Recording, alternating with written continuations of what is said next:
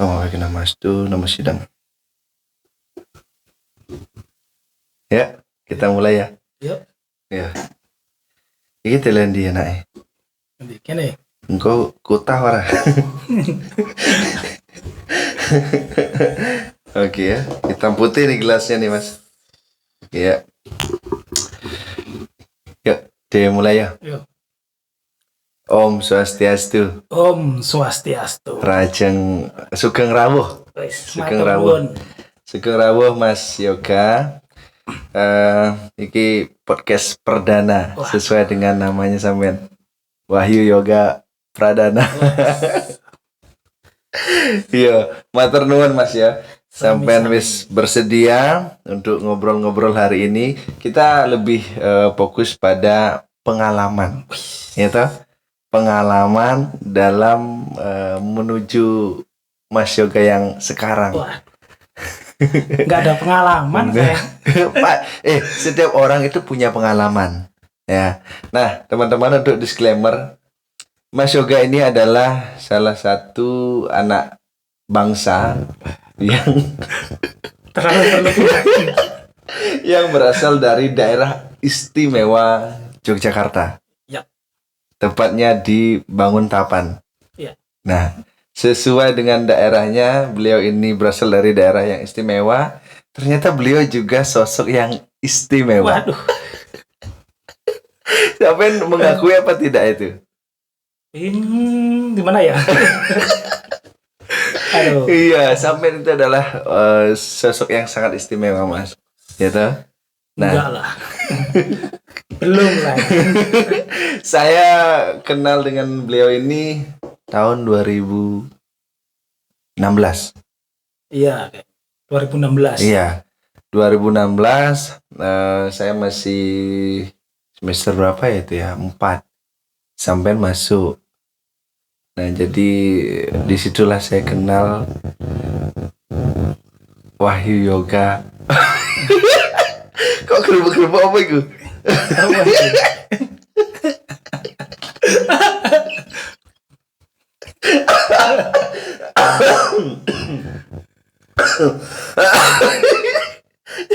Sepurane Mas ya.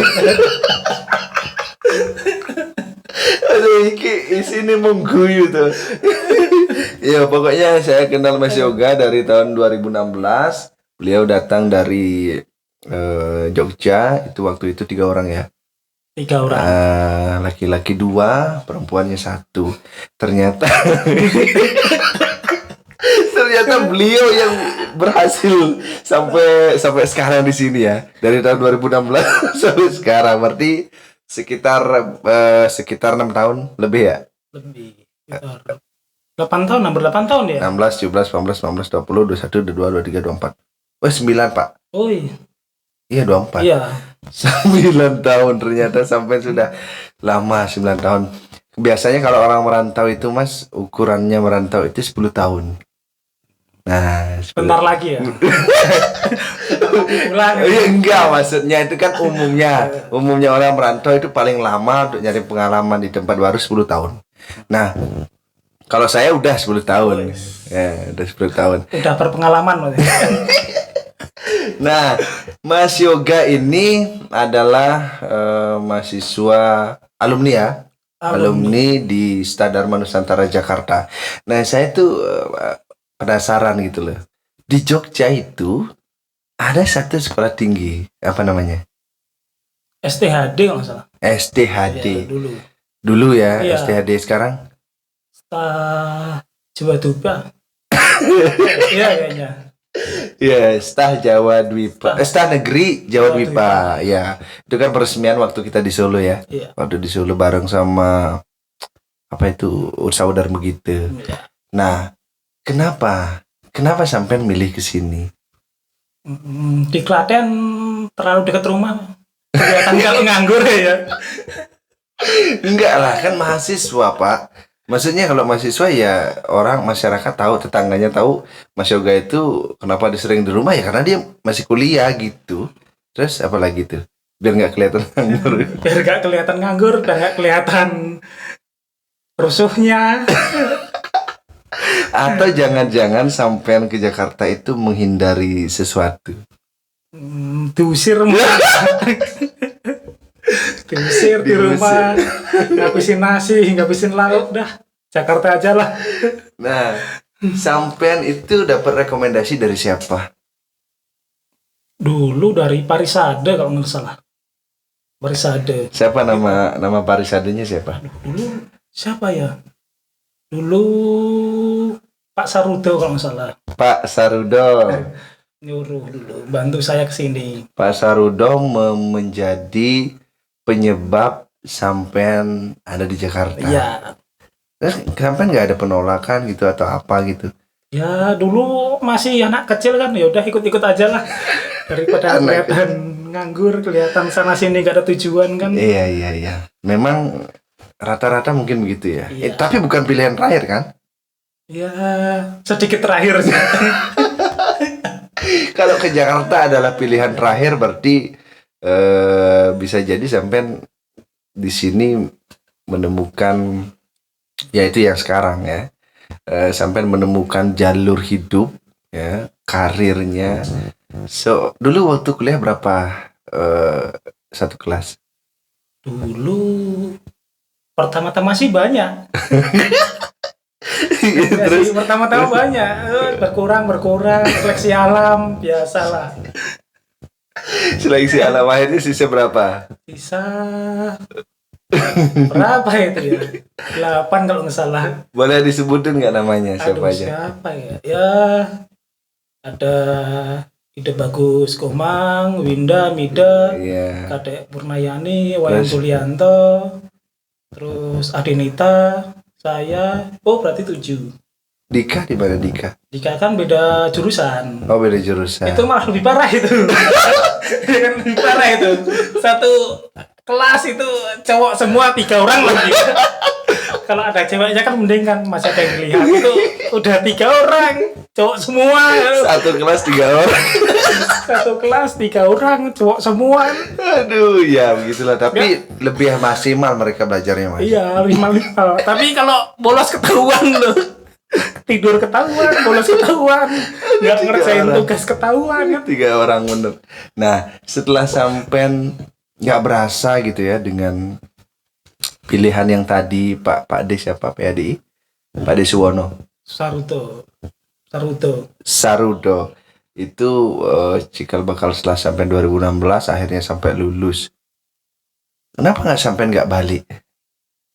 Pengen balik sih, tapi daripada nganggur kan, di sini udah ada kerjaan, daripada di sana nganggur cari kerja lagi, udahlah di sini dulu. Sini. Lah, di sini. Berarti sampean sebelum lulus sudah kerja. Sudah dulu. Apa tuh? Dulu jadi staf di PHDI. Kuncen nih ya. Staf PHDI Jakarta. DKI Jakarta. Jadi, udah DKJ atau masih DKI? Dulu kan masih DKI. Oh iya dulu ya. Masih ibu kota dulu. Masih ibu kota. Sekarang masih tetap kayaknya. Masih tetap. Nah, setelah beliau ini masih lulus, ternyata sudah kerja sebelum lulus. Tapi nggak berasa setahun, 2 tahun, 9 tahun. Itu bukan waktu yang sebentar ya Mas ya. Untuk kita yang di sini ada keluarga. Sekarang sih ada. Oh Dulu nggak ada. iya, sekarang ada. Beliau ini bisa kita jadikan sebagai contoh nih ya, menularkan. Enggak.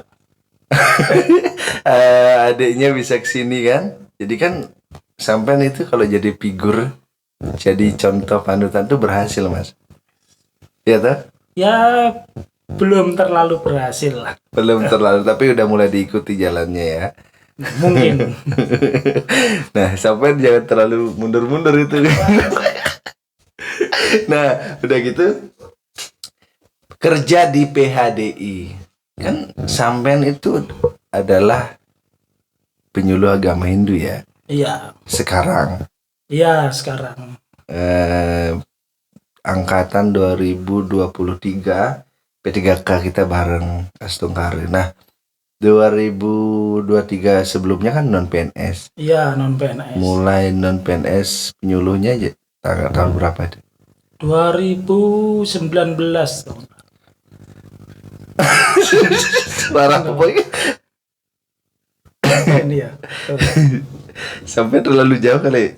Enggak, ini loh. Bentar. Nah, iki pokoknya iki juga Nah. goyang-goyang nih. Ya gini, pegang aja lah. Nih. Dah. Ya. Kok sampai nggak seluruh Mas? Kondisi kondisi badan ini. Nah, dia sampai ikut 2019 ya. 2019. 2019 penyuluh non PNS. Itu belum udah lulus kuliah apa belum? Belum, 2020 saya lulus. Oh, sampai 2020 lulus kuliahnya.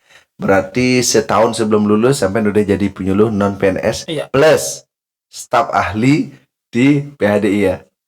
Iya. Bukan staf ahli, cuma staf aja. Nggak ahli soalnya. Beliau ini staf ahli ya. Kalau kita bilang kuncennya di PHDI. Nah, terus akhirnya sampean pernah ngajar juga ya. Pernah ngajar di sekolah sebelum P3K, penyuluh Iya. P3K. Sampean itu banyak anunya Apanya? peran jadi guru, pendidik, sekarang jadi penyuluh. Tapi sekarang lebih fokus memang aktivitasnya penyuluh ya. Penyuluh. Nah, aku penasaran, sampean itu kan jurusannya komunikasi, Pak. Komunikasi ya. Ilmu komunikasi Hindu kan. Kita sama, saya juga ilmu komunikasi Hindu. Tapi apa yang membuat sampean akhirnya ngambil pilihan yaudah deh ngajar aja gitu? Alasan utamanya ya karena pekerjaan kan. Butuh pemasukan kita. Butuh pemasukan kita kan. Nah, itu alasan utamanya kan, butuh pemasukan. Ya sambil ngayah lah. Sambil ya tujuannya bukan belajar bersama sih. Bukan menjadi guru kan. Guru kan digugu dan ditiru. Sampean juga Kan belum sepenuhnya digugu Oke. dan ya cuma sharing lah Sharing, sama ya. adik-adik. Memang dibilang tadi sampean bilang teman belajar bersama ya, lebih Belajar pas. bersama. Itulah artinya kalau kita kuliah itu apa namanya? Jurusan tidak menjamin pekerjaan kan. Nah, iya. Tapi kalau misalnya kita kemarin kuliahnya yang ilmu komunikasi Hindu, sekarang penyuluh, sejalur. Ya, sejalur. Tapi awalnya pernah Ya melenceng-melenceng dikit lah. ya karena kondisi kan. Kondisi memang kita, sampean melihat itu sebagai peluang ngajar ya sudah gitu kan. Tapi guru itu memang kalau di kita kan ada berapa guru? Ada 4 ya. Ada guru di sekolah, kemudian orang tua, pemerintah, satu lagi sama Tuhan. jadi Sang Yang Widi Wasi. Akhirnya sampean membawa peran sebagai guru tadi yang digugu dan ditiru. Ini konteksnya kan mengajar agama Hindu ya, Pak ya. Iya. Agama Hindu itu kalau dari menurut sampean mengajarkan pendidikan agama Hindu, membuat anak-anak atau siswa itu membentuk memperhalus budinya tuh gimana menurut sampean? Kalau menurut saya sih tergantung.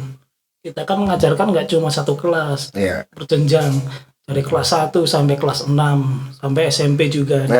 Kita pelajari untuk misalkan untuk kelas dasar 1, 2 gitu budi pekertinya kita cuma ajar sopan santun. Sopan santun, pembiasaan bagaimana menghargai orang tua, bagaimana menghargai guru, bagaimana menghargai teman.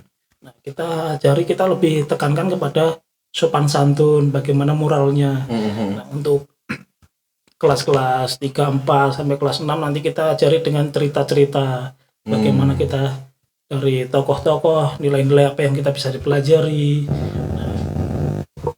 Ini.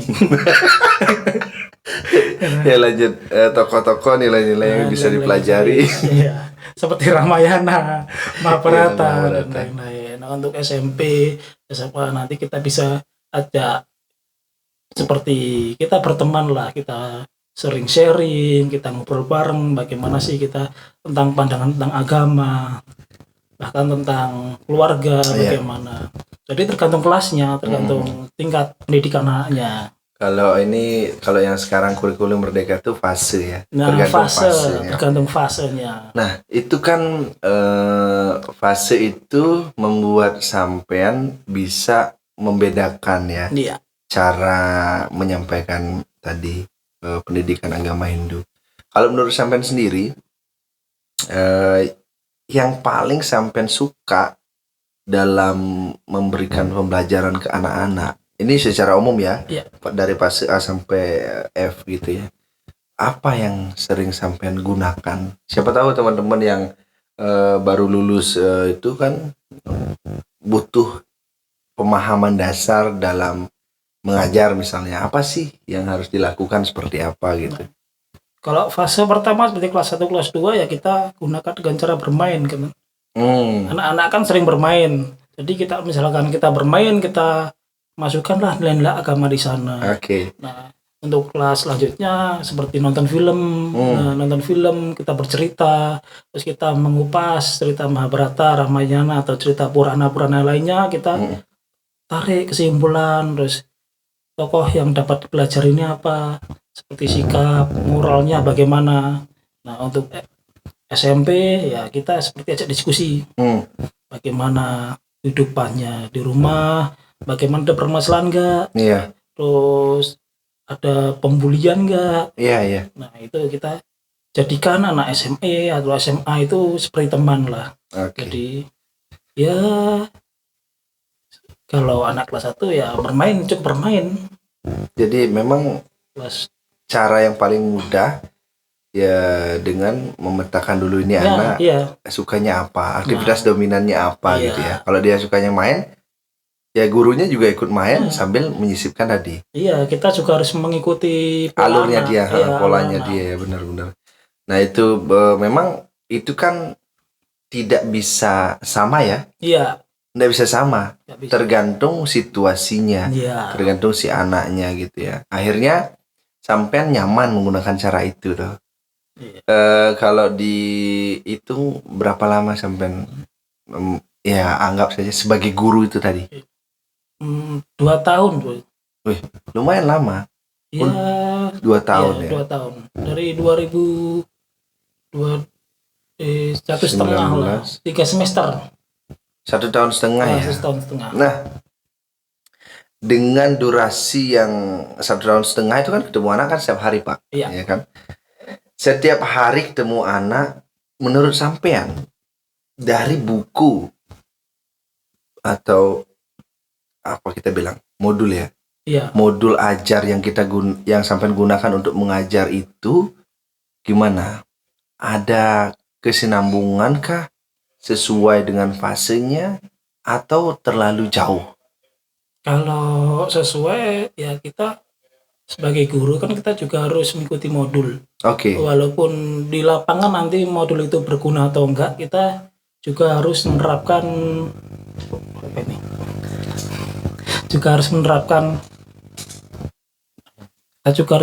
bagaimana kita pola mengajar kita juga. Selain dengan modul, kita juga harus bagaimana kita bisa menarik perhatian anak, itu kan juga tergantung situasional kita. Iya, tergantung emosi anak gitu. Kadang kita sudah menyiapkan modul, sudah menyiapkan PPT, sudah menyiapkan materi, tapi anaknya bad mood. Nah, kita kan juga harus merubah cara ngajar kita, bagaimana mengatasi ini. Belum lagi ada nangis, anak yang berantem. Itu kan kita juga harus antisipasi antisipasi, lihat situasi yang ada. Nah, dengan artinya kita kan nggak sebagai guideline ya, sebagai guideline dalam menyampaikan ajaran agama tuh mesti melihat modul supaya kita terarah, bisa mengukur. Tapi masalah bisa dikurangin atau dilebihkan materinya itu tergantung kita ya. Ya, tergantung kita melihat dari kondisi si anak didik, ya toh? Nah, ada yang pinter, ada yang mungkin ada yang pintar agama, ada yang pintar atau bahasanya bukan pinter Mas, tertarik gitu ya. Tertarik. Ada yang tertarik mempelajarin agama, ada yang juga kurang. Nah, Ya kan kita pasti ketemu tuh. iya. Nah, ketemu dengan yang Iya, kadang situasi. juga cuma tidur, lihat film tidur, diceritain tidur kan. Iya, bahkan dia sudah bilang, saya sudah belajar dan saya sudah tahu gitu ya. Iya. Nah itu membuat kadang-kadang buat kita jadi guru tuh kayak ngedon loh. Nah, Wah ini anak-anak aja udah tahu nih, terus gimana nih gitu ya. 1,5 tahun ya, iya. lumayan. Untuk kita yang kuliahnya beda jurusan gitu ya, nggak ada dasar, anggaplah kita nggak ada dasar gitu ya, bisa bertahan 1,5 tahun dan enjoy lah ya, dengan ketemu dengan siswa itu Enjoy. ya. Ya ketemu lagi nanti pas apa namanya, ketika kita bisa menyelesaikan masalah yang dia hadapi itu rasanya puas gitu ya. Nah, Jadi kita merasa kayak, oh ya, siapa guru agama Hindunya gitu ya, Mas Yoga, Mister Yoga gitu. Mister Yoga Pradana gitu. Nah ini session sampean sebagai guru. Iya. Nanti ke depan nih, kalau misalnya ada kesempatan yang memungkinkan sampean untuk berbagi dengan peserta didik misalnya, artinya ikut ngayah dalam bentuk pembelajaran gitu, sampean sedia nggak? bersedia sih. Sangat bersedia. Bersedia. Oke. Bersedia. Nah kalau mungkin umumnya Mas, ketika kita ngomongin apa pekerjaannya guru ya, Iya. berarti itu kan profesi yang kayaknya harus dibawa dari bangun tidur sampai tidur lagi ya. Iya. Menurut sampean harus begitu atau gimana? Sebenarnya nggak harus sih. Nah, Sebenarnya terus guru itu terlalu banyak administrasi kayaknya. Iya kan? Kita harus buat modul, buat RPP. iya. Tapi itu kan memang Ya. ada apa namanya, kita administrasi itu kan hal yang akan kita lakukan masalahnya Iya Mas. sih. Kalau nggak ada itu, ibaratnya hard copy-nya nggak ada, terus kita mau ngapain? Kalau mau dipertanggungjawabkan tuh nggak ada yang dipertanggungjawabkan kalau kita nggak bikin fisiknya kan, Iya. konsep-konsepnya Iya sih. itu bener. Tapi ya, nah itu tadi, apakah tanggapan itu muncul karena kita bukan lahir dari jurusan pendidikan? Nah, mungkin itu. Nah, Karena kita sendiri kan juga belajar dari dasar banget. iya. Nah, Belajar dari dasar banget, kita ngulik lagi, kita belajar lagi, kita lihat contekan gimana buat modul, gimana buat RPP. Nah, iya. mungkin itu sih Nah itu tantangannya ya. tantangannya. Mungkin kalau teman-teman yang memang jurusannya adalah pendidikan ya Mas ya, pasti lebih mudah Oh, ya. mesti lebih mudah, lebih gampang. Wah. Karena dia udah dapet kan dasar-dasarnya. Nah, sampean kalau ada kesempatan mau bersedia. Dan sekarang guru itu, peran itu sampean rubah sekarang, posisi aktivitasnya jadi penyuluh. Iya. Yang di sekolah sampean itu pedagogik ya, untuk anak-anak gitu ya. Sekarang sampean di masyarakat, di penyuluh agama Hindu, andragogik. Semua sampean aja tuh orang-orang dewasa. Gimana menurut sampean? Itu sih sebenarnya sungkan juga, kita masih muda gini, masih selengean, masih sering main-main sana sini. Oke. Tapi kita tahu-tahu ditunjuk suruh Dharma Wacana, suruh Dharma Tula, suruh ngisi ini, ngisi itu. Waduh, sebenarnya sungkan kita, sungkan, takut salah, apalagi sama pelingsir-pelingsir, sama sesepuh Iya, ya, tokoh-tokoh lah ya. tokoh-tokoh yang luar biasa. Kita, aduh, mana ini? Itu secara mental ya. Iya. Tapi secara, anggap saja tupoksi, kita mesti ke situ Pak. Iya. Kan? Kita mesti Tugas nyemplung kita ke sana, itu. itu tugas utama Iya. kita. Tapi ya harus kita sesuaikan lagi. Kalau ngajar di sekolah, kita menyesuaikan dengan anak. Kalau Iya. sebagai penyuluh, kita menyesuaikan kemampuan diri kan. Iya, iya. Ya kan? Kita Iya. harus menyesuaikan itu, dan kayak harus banyak kolaborasi mesti Mas. Nah, Ya itu kan? yang penting ya. Misalnya sampean suka Dharma Wacana, aku enggak misalnya. Ya kita join aja lah, maksudnya ketika udah Dharma Wacana, sampean yang maju ya kan gitu ya. Iya. Jadi Iya. kita kan penyuluh itu ada berapa tuh tugas utamanya? Tidak hanya Dharma 6. Wacana. Sadharma itu kan. Oh ya, Sadharma. Nanti mungkin beli tantra yang Dharma Wacana, nanti saya Dharma Yatranya. Nah, itu masuk atau Masuk. Dharma Santi Nah, gitu. Menciptakan suasana yang damai misalnya gitu ya. Jangan ribut-ribut misalnya. Bisa itu. Bisa. Jadi Dharma Wacana itu hanya satu bagian dari 6. Iya. Ya, satu bagian dari 6. Memang itu yang harus kita tentukan memang ya sesuai dengan yang kita hadapi, misalnya wilayah binaan gitu ya. Jadi mesti tentukan, kalau di sekolah ada fasenya. Nah, Kayaknya penyuluh juga ditentukan ya Mas. iya. Ya mestinya model-model kita ini lebih fokus atau dominan ke anak-anak yang remaja. Nah, itu. Atau kita jadi tutor sebaya gitu lah. Kayaknya lebih nyambung gitu ya. Lebih nyambung.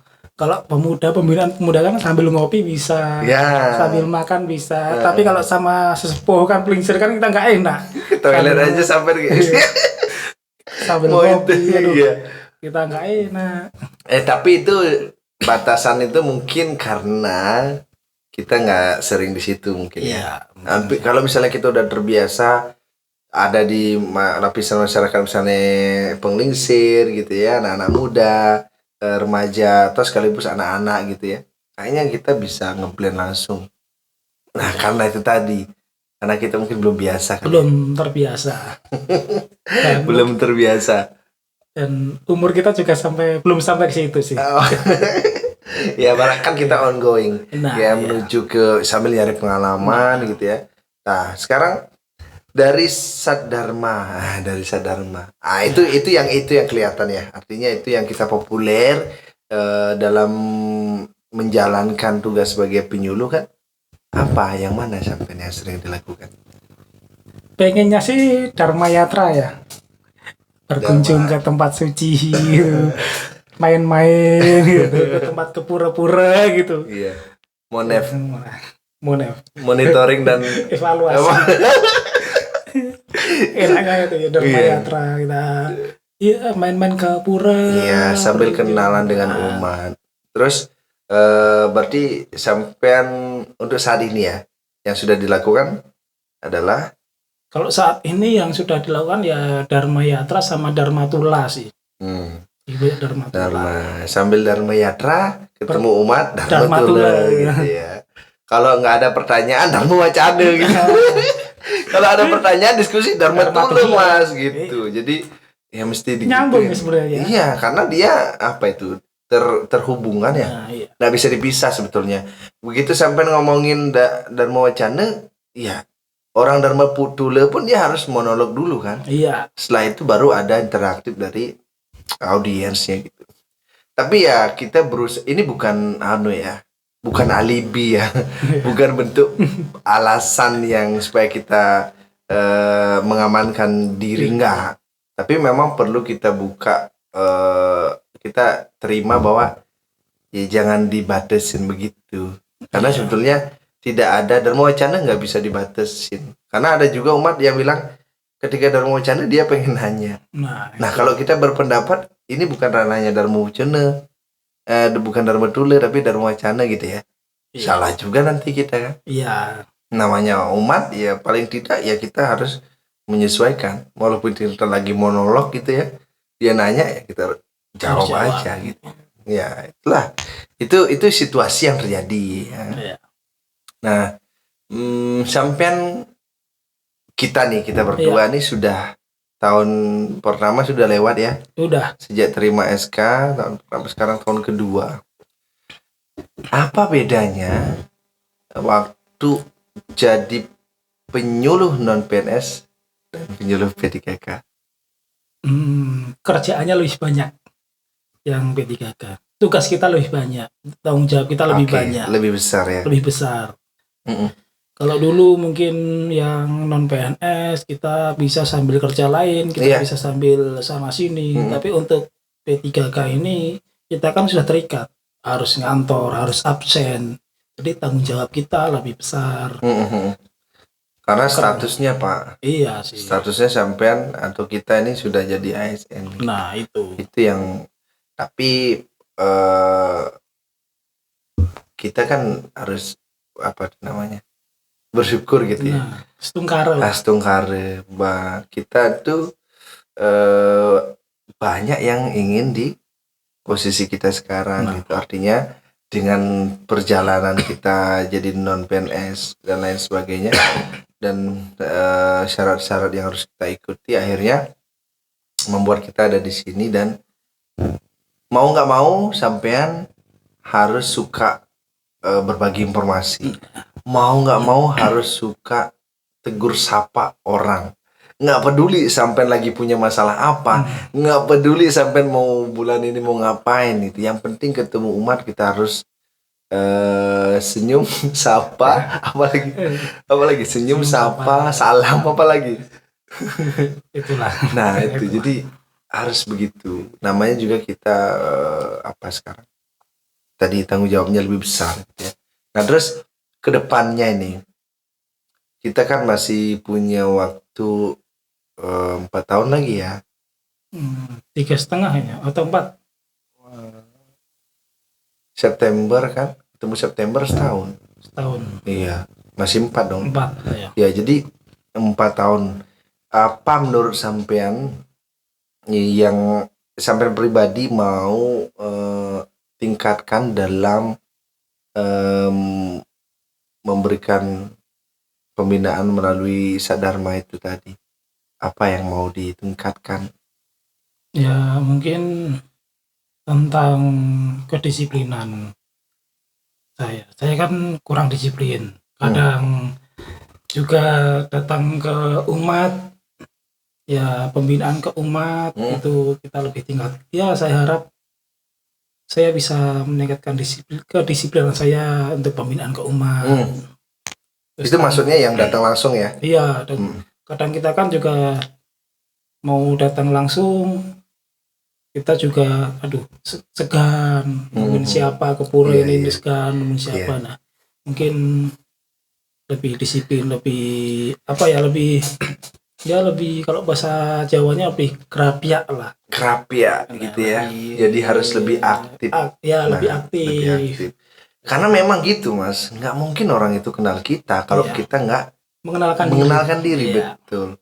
Nah apalagi tapi gini mas, sampean kan di wilayah timur ya. Iya.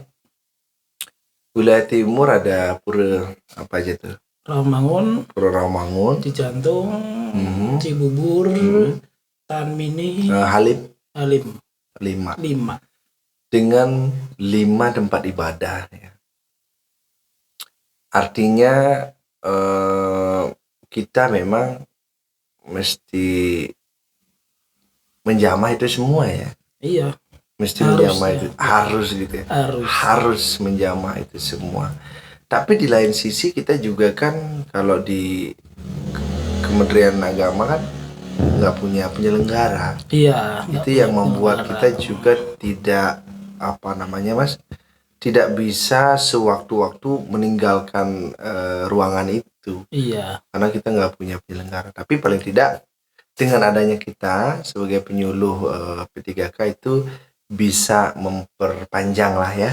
Memperpanjang mungkin itu pelayanan atau informasi apa yang bisa kita bagi ke umat di wilayah binaan kita, mesti bisa kita lakukan gitu ya. Kalau kita terbata ya kita tinggal minta konfirmasi atau pengetahuan tambahan ke Kanwil misalnya ya, ke yang sudah lama jadi penyuluh atau stafnya gitu kan.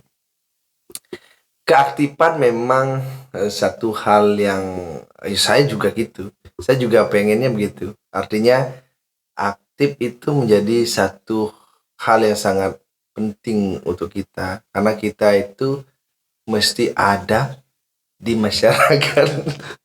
Coba ya, sampai pahami. Mesti ada di tengah umat sampai 5 puranya ya. Di timur 5. Aku di selatan ada Pondok Labu, Cilanda, Kalibata, itu Lenteng Agung. Lenteng Agung, satu lagi Pancasila. 5 juga. Nah, sementara itulah itu PR sih. Jadi saya terinspirasi sampai ngomong begitu. Jadi saya juga punya PR sama ternyata. Selama ini kita bisa dibilang kurang berani untuk ngerapia kalau bahasa Jawanya itu ya. Nah, oke. Itu yang dari sampai 2016 sampai 2024. Keluarga gimana melihat sampean yang sekarang? Gimana ya? Mungkin ya orang tua mungkin ya udah bisa cari duit sendiri lah. Udah bisa beli rokok sendiri ya. Udah lah gitu mungkin. Bisa beli kopi sendiri. Ya. Apa sih yang sebenarnya yang pengen sampean buktikan setelah perjalanan 9 tahun di sini ke keluarga? Apa ya? Kalau ditanya seperti itu bingung. Memang murni hanya untuk on the track aja, jalan aja gitu. Ya. Nggak mungkin lah Pak. Orang kemana tuh pasti punya tujuan toh. Ya tujuannya ya apa ya? Ya mau santam jagat kita ya itu dharma. Iya benar. Memang itu adalah tujuan kita sebagai umat Hindu Mas ya. Bebas di dunia, misalnya bebas finansial gitu ya. Bebas masalah, bebas utang, bebas cicilan kan itu kan. Tat astu swaha, semoga omongan sampean itu benar terjadi. Ya. Nah, jadi sampean sudah memberikan warna baru khususnya untuk keluarga. Ketika ngomongin keluarga Mas Yoga di Banguntapan, sampean sudah mewarnai bahwa sampean itu sudah membuktikan dengan pencapaian di sekarang, posisi yang sekarang.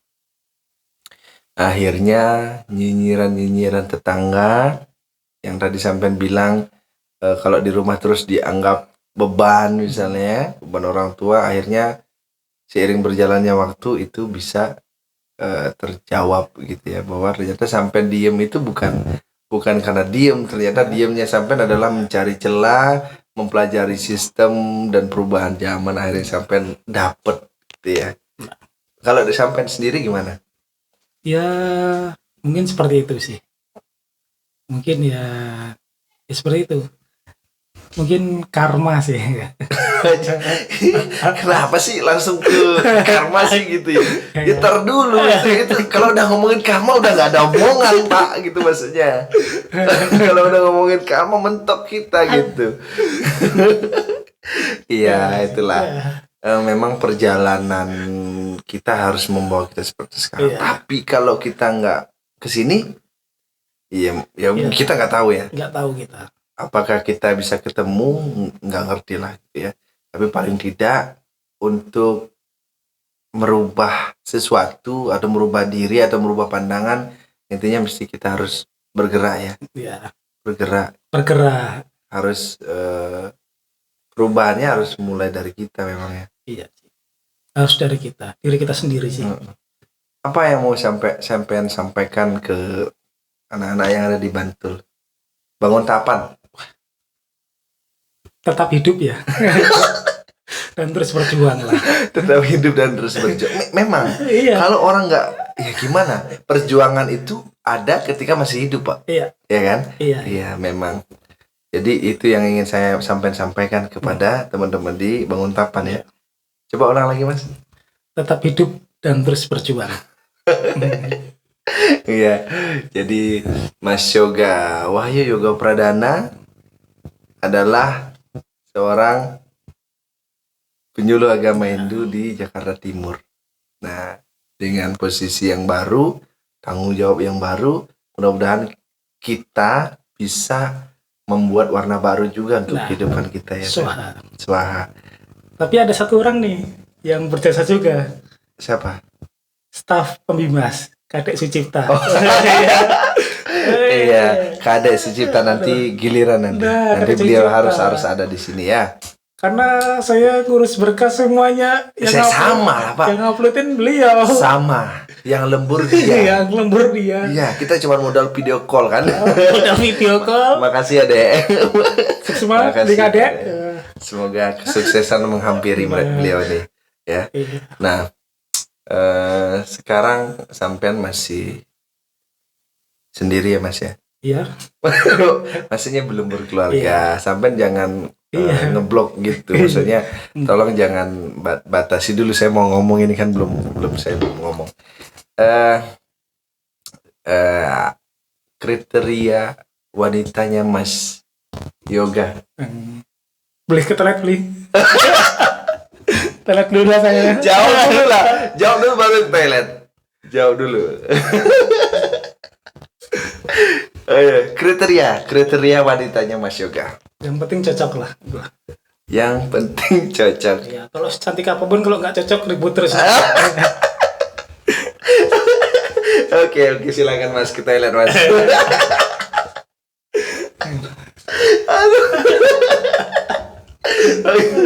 ya, nama ini adalah kalau bahasa kita itu bahasa tongkrongan yang mudah-mudahan ada manfaatnya ya Mas ya. Swaha.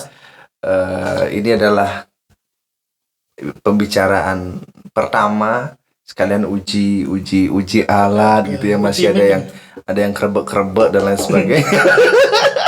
Dimaklumin lah. Ya, mohon dimaklumi. Hah? Berapa? Ya, seadanya ya. Jadi itulah. Udah ada ini. Seadanya udah ada ini. Ya.